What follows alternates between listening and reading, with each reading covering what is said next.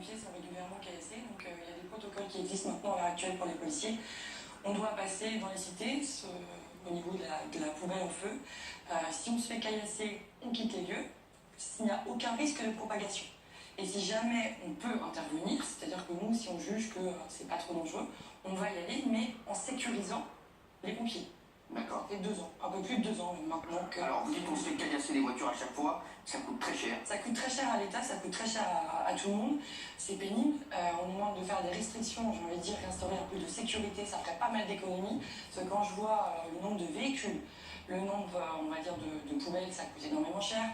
Les caméras de vidéosurveillance sont continuellement dégradées. C'est un coût tout ça.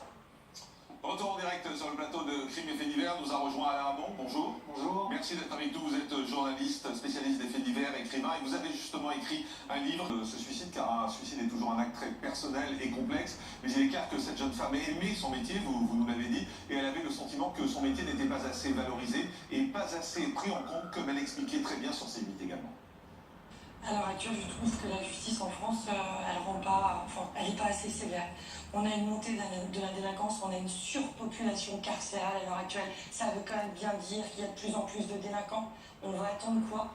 On nous dit qu'il n'y a pas d'argent, on n'a pas les moyens. À l'heure actuelle, on voit, on est on n'a pas l'Élysée, on entend énormément de choses au niveau de dépenses publiques et autres. Et nous, à l'heure actuelle, sur la police, on fait que des économies. On est quand même en train de faire des économies sur la sécurité intérieure.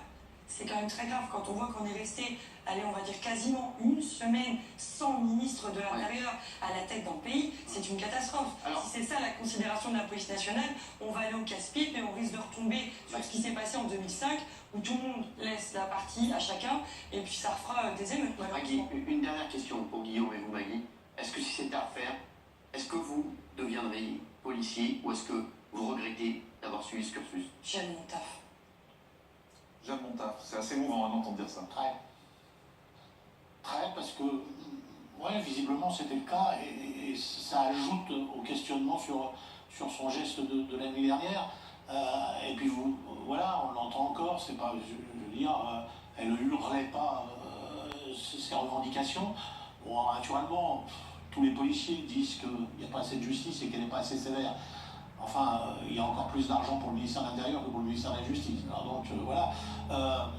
Mais surtout, elle insistait beaucoup sur la valorisation du métier de policier. Et c'est vrai que les policiers, à la base, comme elle l'était, puisqu'elle était à la base, eh bien c'est surtout ça qu'ils réclament. Les policiers ne réclament pas forcément plus d'argent. Ils réclament plus de moyens, plus d'argent pour les moyens de leur travail.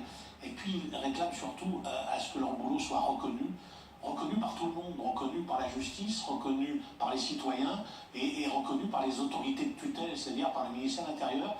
Et c'est vrai que, bon, les grandes déclarations, c'est bien les grandes déclarations, mais au jour le jour, c'est un petit peu moins évident. Sabrina